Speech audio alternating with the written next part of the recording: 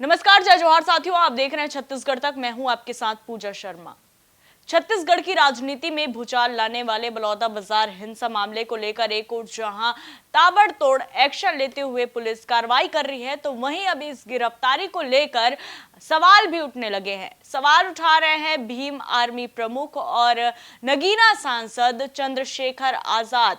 उन्होंने हाल ही में सहारनपुर में यूपी तक के एक संवाददाता से बातचीत की। इस दौरान उन्होंने बलौदाबाजार हिंसा मामले को लेकर कई बड़े महत्वपूर्ण खुलासे किए हैं।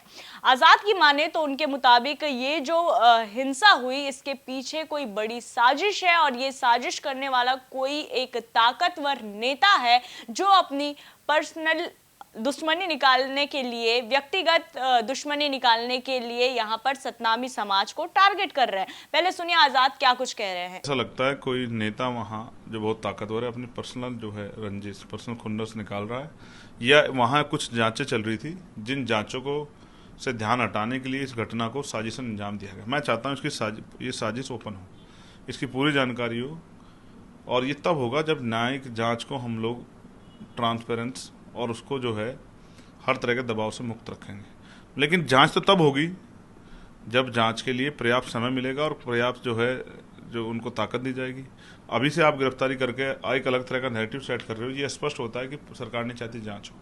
मैं चाहता हूँ फेयर जांच हो और जो दोषी उस पर कार्रवाई और निर्दोष लोगों को रिहा किया जाए। तो जैसा कि आपने यहाँ पर सुना कि बहुत बड़ा आरोप यहाँ पर चंद्रशेखर आजाद ने लगाया है कि कोई ऐसा नेता है, ताकतवर नेता, जो अपनी व्यक्तिगत दुश्मनी यहाँ पर भुनाने के लिए समाज को न सिर्फ टारगेट कर रहा है, बल्कि आजाद ने ये तक कह दिया है कि जो मामले चल रहे थे छत्तीसगढ़ में, अब उन मामलों से लोगों का ध्यान भटकाना था, इसलिए इस तरह की पूरी साजिश रची गई। लेकिन लगातार यहाँ पर भीम आर्मी के जो कार्यकर्ता है, जो नेता है, उनकी गिरफ्तारी हो रही है। 150 की संख्या में अब तक भीम आर्मी के नेताओं की यहाँ पर गिरफ्तारी हो चुकी है। वहीं अब इस पूरे मामले को लेकर लगा था कि अब थोड़ा ये मामला ठंडा पड़ता जा रहा है। काफी दिनों से ऐसा हुआ, जब 4 जुलाई को यहाँ पर चंद्रशेखर आजाद की सभा हुई, उसके बाद काफी लंबा वक्त बीत गया। इस दौरान उन्होंने कहा था कि एक तारीख हम देंगे जिस दिन बड़ा आंदोलन छत्तीसगढ़ में आहूत किया जाएगा, लेकिन उस तारीख का इंतजार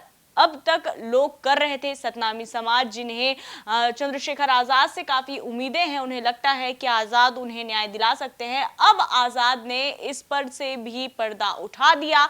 उन्होंने कहा कि बड़ी संख्या में, यानी कि 5 से 6 लाख की संख्या में लोग छत्तीसगढ़ जाएंगे।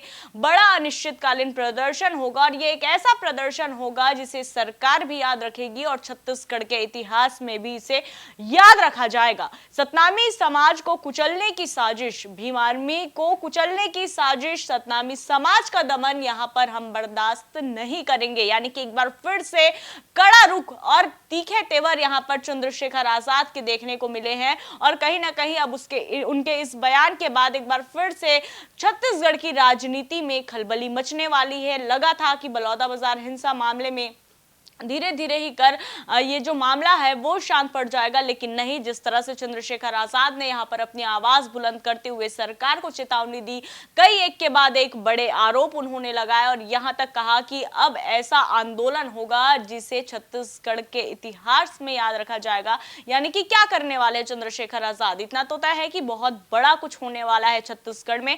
साथ ही साथ उन्होंने इस पूरे मसले को लेकर, जिस तरह से सतनामी समाज के साथ अन्याय हो रहा है, उसको लेकर सदन में आवाज उठाने की बात भी उन्होंने कही और यह भी कहा कि शायद सरकार पूरी तरह से सतनामी समाज को अनदेखा कर रही है, ये बर्दाश्त योग्य नहीं है।